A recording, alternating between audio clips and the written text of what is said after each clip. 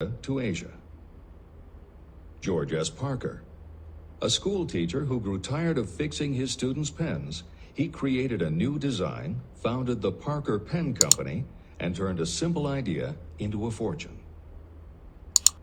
E.M. Statler, the son of a poor pastor, he started as a bellboy and worked his way up until he was able to start his own chain of Statler hotels, famous for their luxury and service with a smile. Henry L. Doherty started at age 12 as an office boy for Columbia Gas. He went on to acquire 53 utilities companies and patented 140 innovations for natural gas and oil production. Cyrus H.K. Curtis, starting with a small agricultural weekly, Curtis turned it into Ladies' Home Journal, created Saturday Evening Post, then assembled one of the largest newspaper empires. George Eastman, inventor and founder of the Eastman Kodak Company, he created many of the innovations that popularized photography and transformed the motion picture industry. Charles M. Schwab, the right-hand man of Andrew Carnegie, he was president of Carnegie Steel Company, brokered the deal that formed U.S. Steel, and went on to found Bethlehem Steel. Theodore Roosevelt, 26th President of the United States from 1901 to 1909. John W. Davis, a lawyer and political leader, Davis was Solicitor General under President Woodrow Wilson and later appointed ambassador to Great Britain.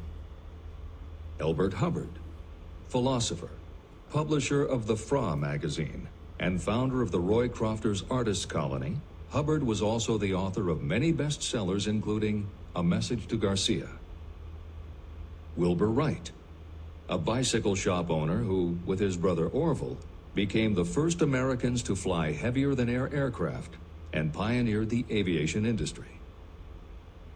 William Jennings Bryan, newspaper publisher, presidential nominee, Secretary of State under President William McKinley, but perhaps best known as the lawyer who defended creationism at the Scopes monkey trial.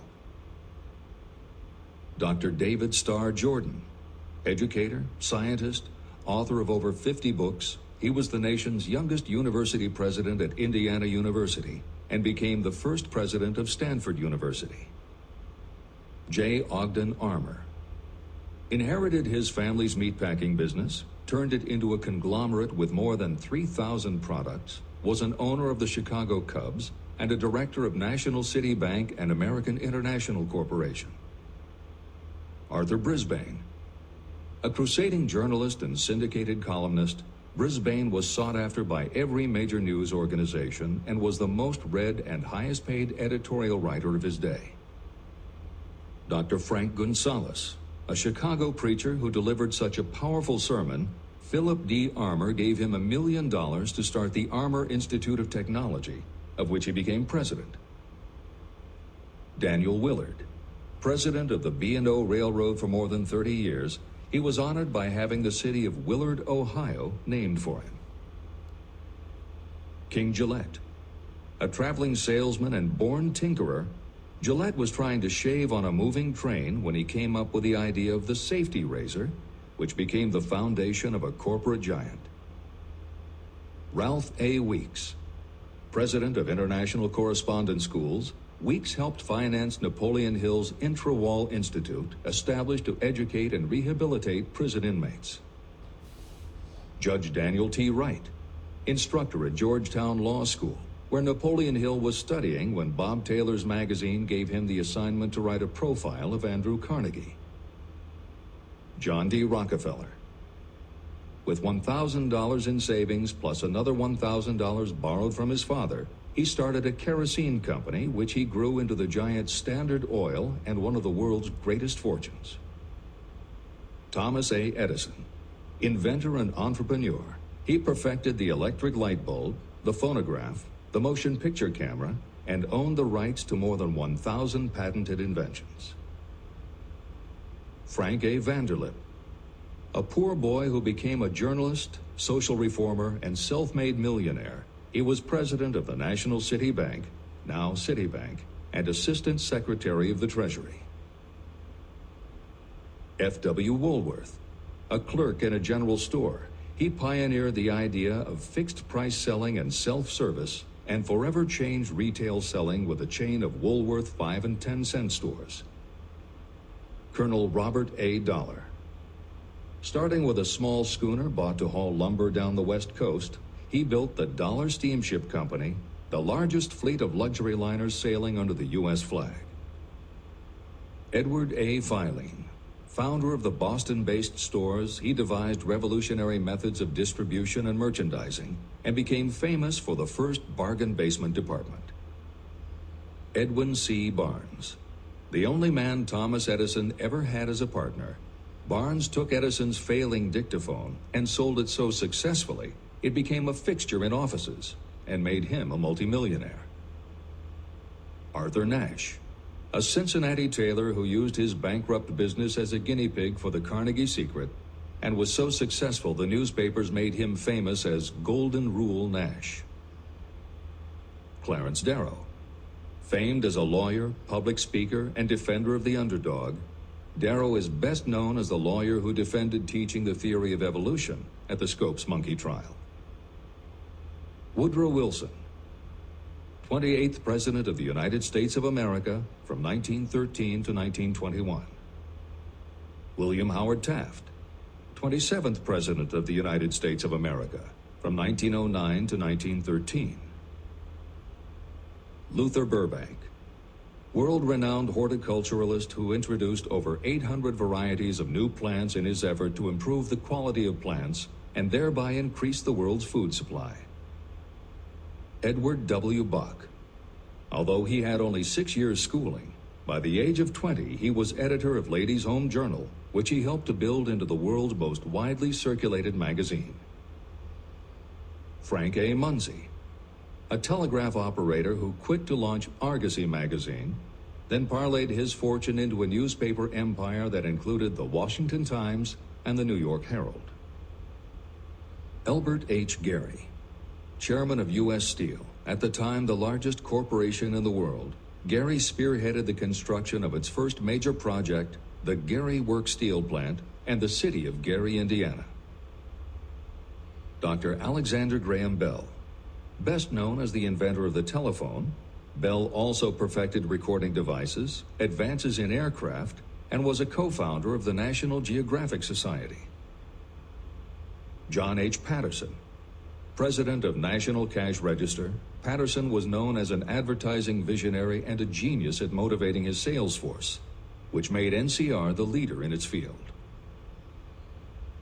Julius Rosenwald. A small manufacturer who foresaw the future of mail order, he bought 25% of Sears Roebuck and Company, and together with Richard Sears built it into an icon of American business. Stuart Austin Weir. A construction engineer Hill met in the Texas oil fields who, inspired by the Carnegie Secret, went to law school after age 40 and also helped publish Napoleon Hill's magazine.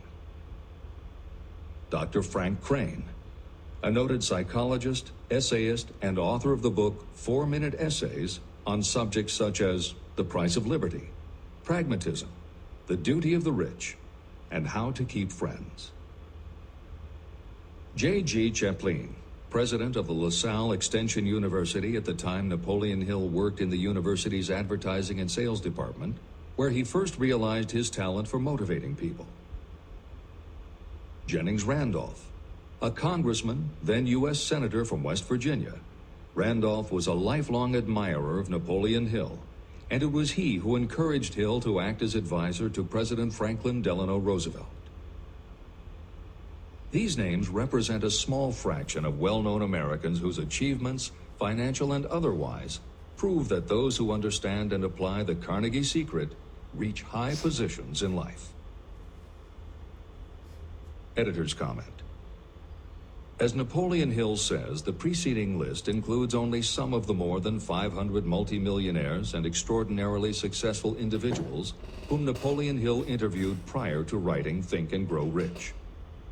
It does not include the equally impressive list of people he came in contact with after the publication, nor does it include the names of those who did not have the opportunity to meet Napoleon Hill personally, but who attribute their success to having read this book. It is said that Napoleon Hill and Think and Grow Rich have made more millionaires than any other person in history. It might equally well be said that Napoleon Hill inspired more motivational experts than any other man in history. It is practically impossible to find a motivational speaker who does not draw upon Hill's work. His influence can be seen in the writings of his early peers, Dale Carnegie and Norman Vincent Peale. Later, successful authors and speakers such as W. Clement Stone, Og Mandino, and Earl Nightingale either worked directly with Napoleon Hill or with the Napoleon Hill Foundation. Echoes of Hill's principles can also be found in books by people as diverse as Wally Famous Amos, Mary Kay Ash, Ken Blanchard, Adelaide Bry, Chicken Soup for the Soul authors Jack Canfield and Mark Victor Hansen, Debbie Fields, Shakti Gawain, John Gray, Susan Jeffers, Bruce Jenner, Charlie Tremendous Jones, Tommy Lasorda, Art Linkletter, Joan London, Dr. Maxwell Maltz, James Redfield, Dr. Bernie Siegel, Jose Silva, Brian Tracy, Lillian Vernon, and Dennis Waitley. Stephen Covey, author of The 7 Habits of Highly Effective People, has often spoken of the influence of Napoleon Hill. Anthony Robbins, arguably the most successful motivational author and speaker at the beginning of the 21st century, has acknowledged Napoleon Hill as a personal hero. That is the end of the editor's comment. I have never known anyone who was inspired to use the Carnegie secret who did not achieve noteworthy success. On the other hand, I have never known anyone to distinguish themselves or to accumulate riches of any consequence without possession of the secret. From these two facts, I draw the conclusion that the secret is more important for self-determination than anything you receive through what is popularly known as education. Somewhere, as you read, the secret will jump from the page and stand boldly before you, if you are ready for it. When it appears, you will recognize it. Whether you receive the sign in the first chapter or the last, stop for a moment when it presents itself and make a note of the time and place. You will want to remember, because it will mark the most important turning point of your life. Remember, too, as you go through the book, that it deals with facts and not with fiction. Its purpose is to convey a great universal truth through which you, if you are ready, may learn what to do and how to do it. You will also receive the needed stimulus to make a start. As a final word of preparation, may I offer one brief suggestion which may provide a clue how the Carnegie secret may be recognized? It is this: achievement and all earned riches have their beginning in an idea. If you are ready for the secret, you already possess one half of it. Therefore, you will recognize the other half the moment it reaches your mind. Editor's comment. Unlike much of the business and motivational literature available, Think and Grow Rich is not written for readers to skip around from chapter to chapter, taking a concept here and an idea there to solve the problem of the moment. This book is written as a carefully integrated whole, to be read in its entirety, from beginning to end. Concepts that are introduced in one chapter recur in other chapters where their meaning and significance rely upon the reader having already assimilated the earlier knowledge. The chapters are designed to build upon one another in such a way that every word is to be read, every idea is to be considered, and every concept is to be understood and absorbed. Think and Grow Rich is often called the first philosophy of personal achievement, and a philosophy is more than a collection of solutions to business problems. A philosophy is a system of principles that will guide your thoughts and actions, and provide you with a code of ethics and a standard of values. Think and Grow Rich will not just change what you think, it will literally change the way you think. In preparing this new and updated edition, every aspect of Think and Grow Rich has been analyzed to ensure its relevance to the current business climate. In those instances where material might be considered dated or out of step with contemporary practices, the original text has been updated or augmented with relevant new material. A hallmark of the original edition of Think and Grow Rich is that in every chapter, Napoleon Hill cites real-life examples based on his own first-hand knowledge of America's most successful self-made multimillionaires. In this edition, every one of Hill's stories has been retained, and the editors have added contemporary examples and modern parallels, which clearly demonstrate that Hill's principles are as up-to-date as today, and still guiding those who succeed. In addition to contemporary examples, where the editors felt it would be of interest to the reader, we have included marginal notes that provide relevant information about recent developments. Where applicable, we have also suggested books or other materials that complement various aspects of Napoleon Hill's philosophy. On a more technical note, the editors have approached the written text as we would that of a living author. When we encountered what modern grammarians would consider run-on sentences, outdated punctuation, or other matters of form, we opted for contemporary usage. Those readers familiar with earlier editions will note that the chapter numbers have been changed in this edition. Originally, Think and Grow Rich began with an unnumbered chapter, a word from the author. In this edition, that text appears as Chapter 1 and is renamed The Secret of Success. The chapters that follow are renumbered sequentially and proceed in their original order. The chapter that was previously titled The Mystery of Sex Transmutation has been retitled Sexuality, Charisma and Creativity, and the text has been restructured and annotated to reflect the role of women in contemporary society. All editorial commentary is clearly set off in a font and style that is different from the original text. This is the end of the editor's comments.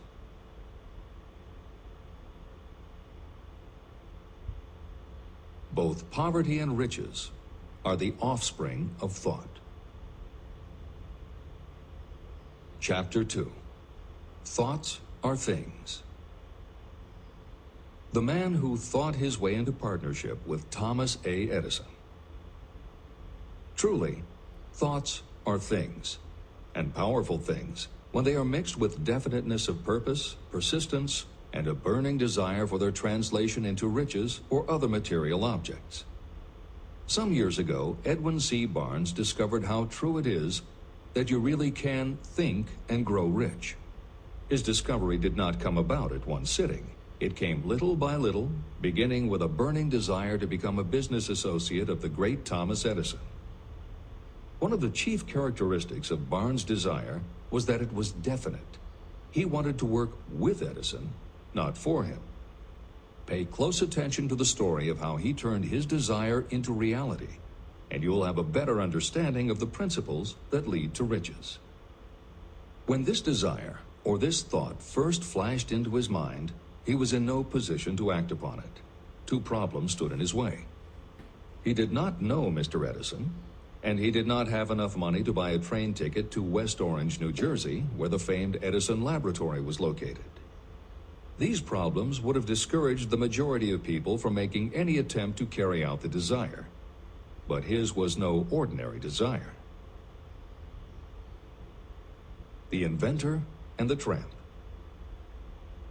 Edwin C. Barnes presented himself at Mr. Edison's laboratory and announced that he had come to go into business with the inventor. Years later, in speaking about that first meeting, Mr. Edison said about Barnes, "He stood there before me looking like an ordinary tramp, but there was something in the expression of his face which conveyed the impression that he was determined to get what he had come after. I had learned from years of experience with men that when a man really desires a thing so deeply that he is willing to stake his entire future on a single turn of the wheel in order to get it, he is sure to win. I gave him the opportunity he asked for because I saw he had made up his mind to stand by until he succeeded. Subsequent events proved that no mistake was made." It could not have been the young man's appearance that got him his start in the Edison office. That was definitely against him. It was what he thought that counted. Barnes did not get his partnership with Edison on his first interview. What he did get was a chance to work in the Edison offices at a very nominal wage. Months went by. Nothing happened to bring nearer the goal that Barnes had set as his definite major purpose. But something important was happening in Barnes' mind. He was constantly intensifying his desire to become the business associate of Edison. Psychologists have correctly said, when one is truly ready for a thing, it puts in its appearance. Barnes was ready for a business association with Edison, and he was determined to remain ready until he got what he was seeking. He did not say to himself, well, what's the use? I guess I'll change my mind and try for a salesman's job. But he did say, I came here to go into business with Edison, and I'll accomplish my goal if it takes the remainder of my life. He meant it. What a different story people would tell if only they would adopt a definite purpose and stand by that purpose until it had time to become an all-consuming obsession. Maybe young Barnes did not know it at the time, but his bulldog determination and his persistence in focusing on a single desire was destined to mow down all opposition and bring him the opportunity he was seeking. When the opportunity came, it appeared in a different form and from a different direction than Barnes had expected. That is one of the tricks of opportunity.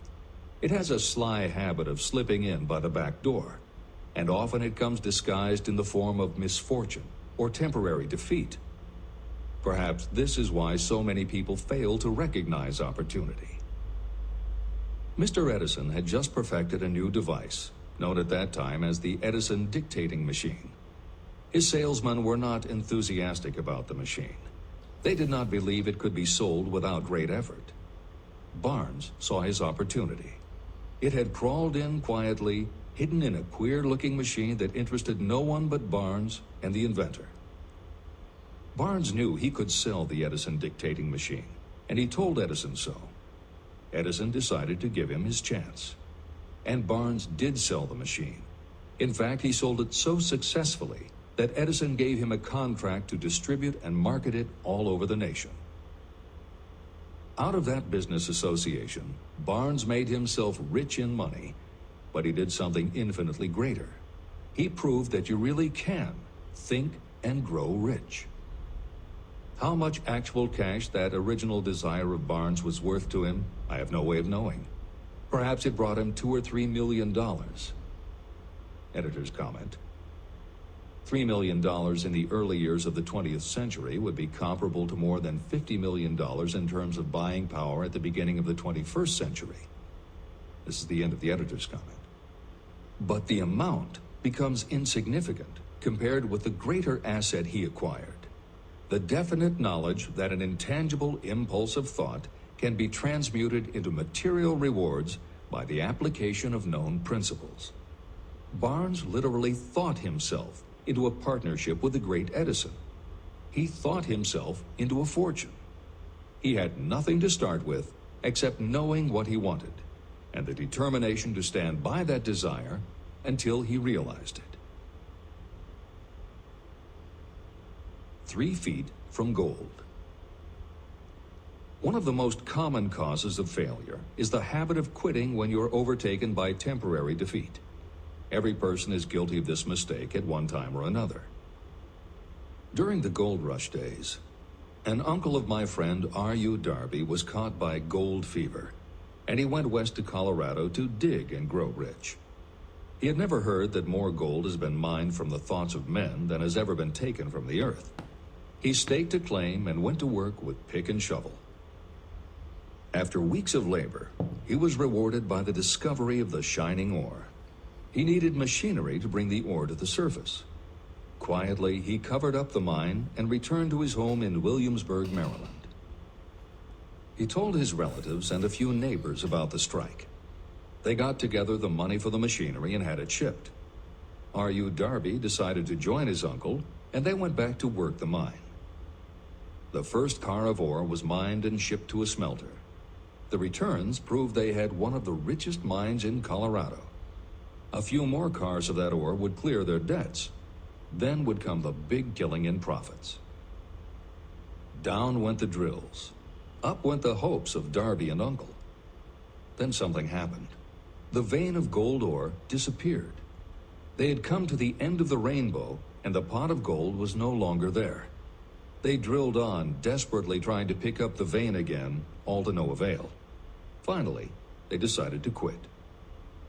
They sold the machinery to a junkman for a few $100s and took the train back home. The junkman called in a mining engineer to look at the mine and do a little calculating.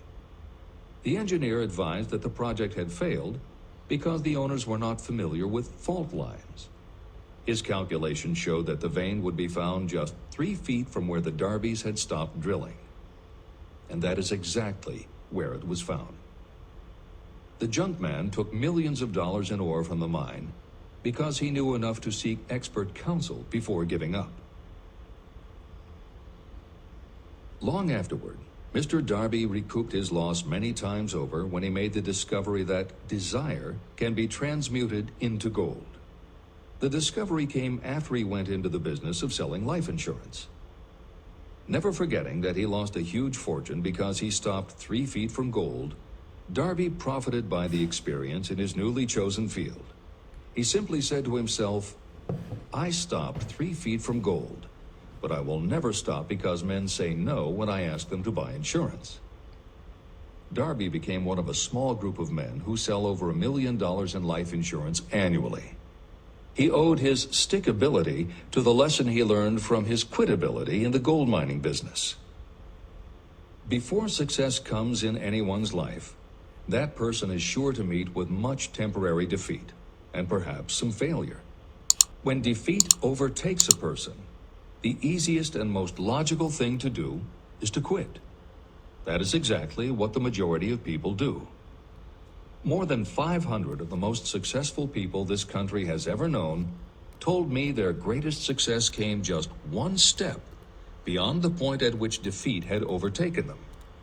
Failure is a trickster with a keen sense of irony and cunning. It takes great delight in tripping you just when success is almost within reach. Editor's comments.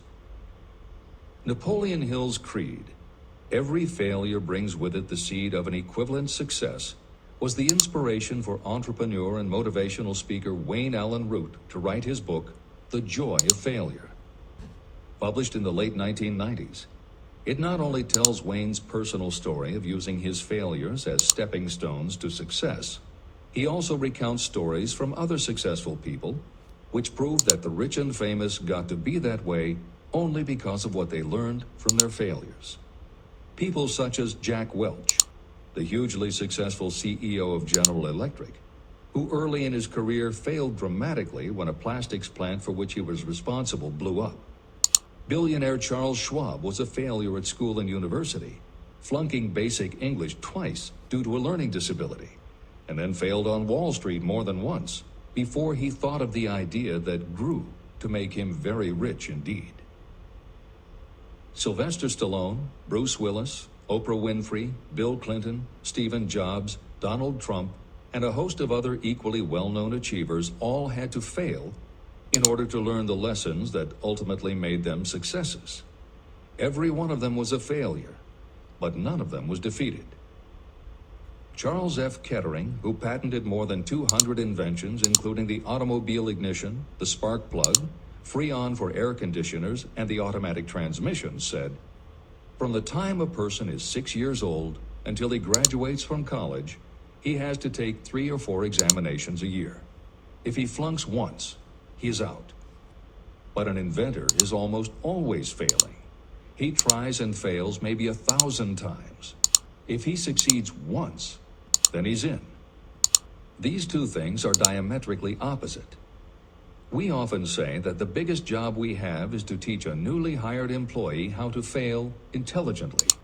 We have to train him to experiment over and over and to keep on trying and failing until he learns what will work. Failures are just practice shots. This is the end of the editor's comment. A 50-cent lesson in persistence. Shortly after Mr. Darby received his degree from the University of Hard Knocks, he witnessed something that proved to him that no does not necessarily mean no. One afternoon, he was helping his uncle grind wheat in an old-fashioned mill. The uncle operated a large farm on which a number of sharecropper farmers lived. Quietly, the door was opened, and a small child, the daughter of a tenant, walked in and took her place near the door. The uncle looked up, saw the child, and barked at her roughly, "What do you want?" Meekly, the child replied, "My mom says to send her 50 cents. "I'll not do it," the uncle retorted.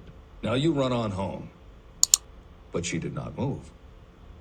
The uncle went ahead with his work, not noticing that she did not leave. When he looked up again and saw her still standing there, he said, "I told you to go on home. Now go, or I'll take a switch to you." But she did not budge. The uncle dropped a sack of grain he was about to pour into the mill hopper and started toward the child. Darby held his breath. He knew his uncle had a fierce temper. When the uncle reached the spot where the child was standing, she quickly stepped forward one step, looked up into his eyes, and screamed at the top of her voice, "My mom's got to have that 50 cents. The uncle stopped, looked at her for a minute, put his hand in his pocket, took out $50, and gave it to her. The child took the money and slowly backed toward the door, never taking her eyes off the man whom she had just conquered. After she had gone, the uncle sat down on a box and looked out the window into space for more than 10 minutes. He was pondering with awe over the whipping he had just taken. Mr. Darby, too, was doing some thinking. This was the first time in all his experience that he had seen a child deliberately master an adult. How did she do it? What happened to his uncle that caused him to lose his fierceness and become as docile as a lamb? What strange power did this child use that made her master of the situation? These questions flashed into Darby's mind, but he did not find the answer until years later when he told me the story. Strangely, the story of this unusual experience was told to me in the old mill on the very spot where the uncle took his whipping. As we stood there in that musty old mill, Mr. Darby repeated the story and finished by asking, "What can you make of it? What strange power did that child use that so completely whipped my uncle?" The answer to his question will be found in the principles described in this book. The answer is full and complete. It contains enough details and instructions for you to understand and apply the same force that the little child accidentally stumbled upon. Keep your mind alert, and you will learn exactly what strange power came to the rescue of the child. You may catch a glimpse of the power in this chapter, or it may flash into your mind in some later chapter. If you stay alert to the possibility, somewhere you will find the idea that will quicken your receptive powers and place at your command this same irresistible power. It may come in the form of a single idea, or it may come as a complete plan or a purpose. It may even cause you to go back over your past experiences of failure or defeat, and in doing so, it may bring to the surface some lesson by which you can regain all that you lost through defeat. After I had explained to Mr. Darby the power unwittingly used by the little child, he mentally retraced his 30 years as a life insurance salesman.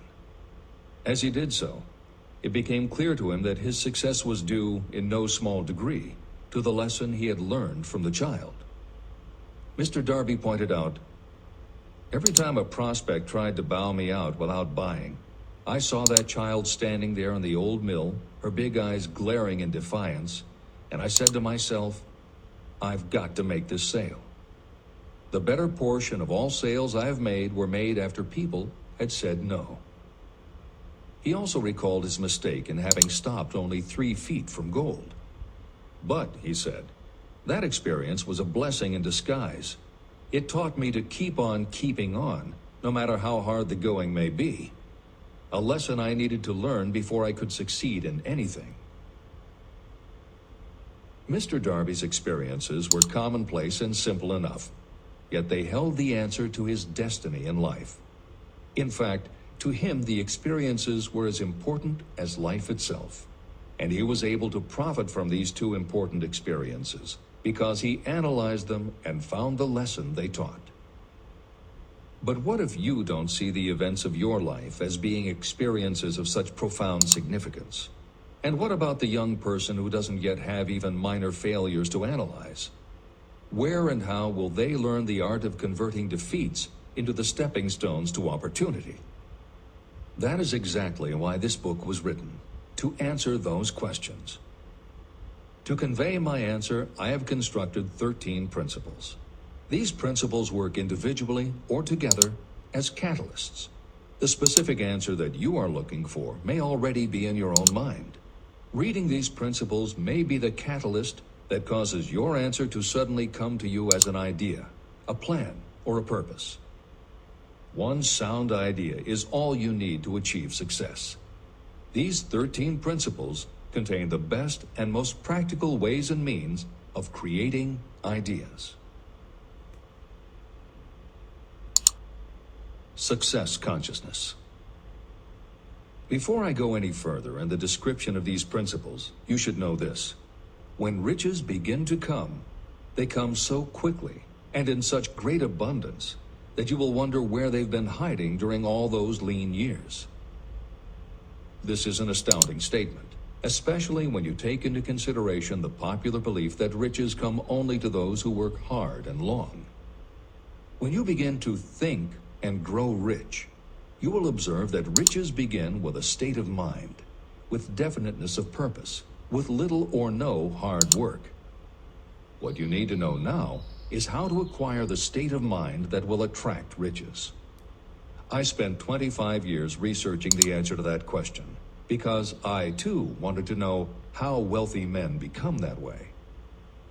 What you will learn is that as soon as you master the principles of this philosophy and begin to apply those principles, your financial status will begin to improve. Everything you touch will begin to transmute itself into an asset for your benefit. Impossible? Not at all. One of the main weaknesses the average person suffers is too much familiarity with the word impossible. We know all the rules that will not work. We know all the things that cannot be done. This book was written for those who seek the rules that have made others successful and are willing to stake everything on those rules.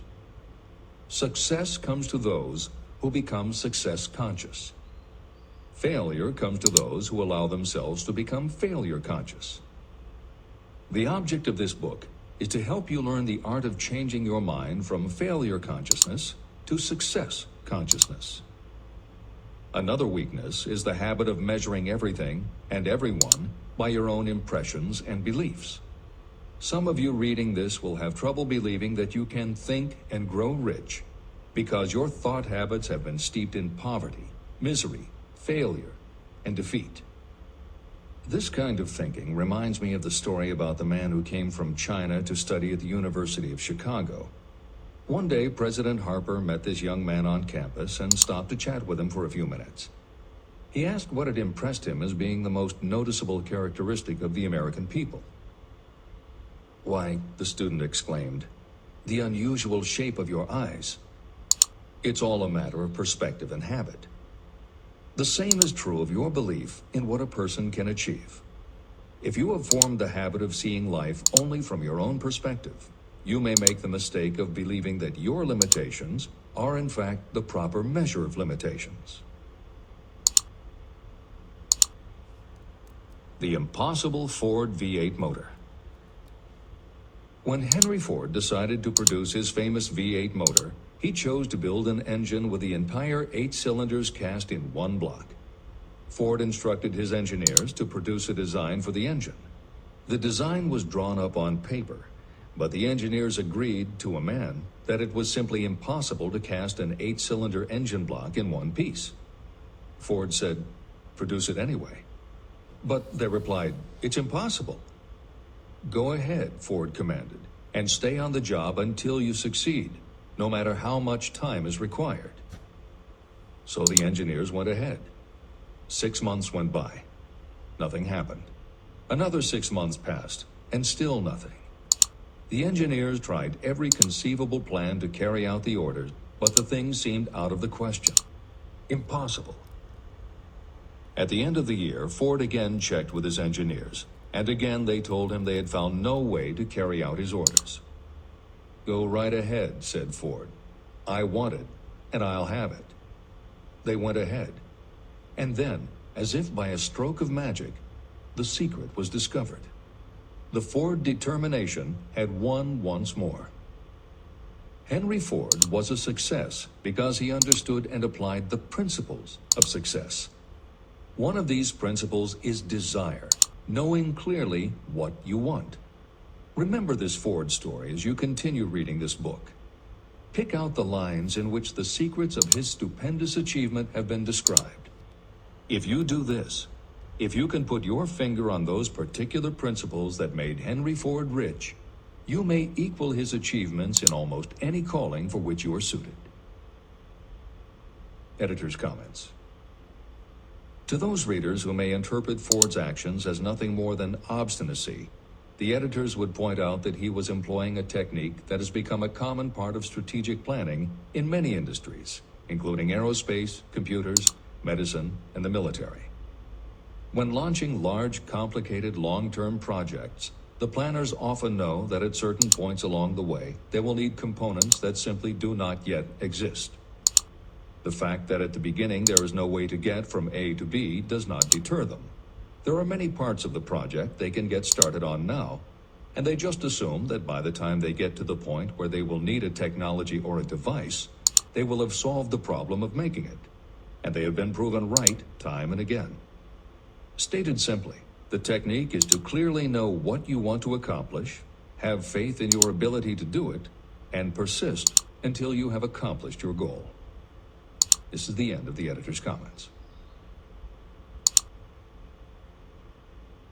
Why you are the master of your fate. When the famed English poet William Henley wrote the prophetic lines, "I am the master of my fate, I am the captain of my soul," he should have informed us that the reason we are the masters of our fate, the captains of our souls, is that we have the power to control our thoughts. He should have told us that it is because in some way our brains become magnetized with the dominating thoughts that we hold in our minds. And it is as though our magnetized minds attract to us the forces, the people, and the circumstances of life that are in sync with our dominating thoughts.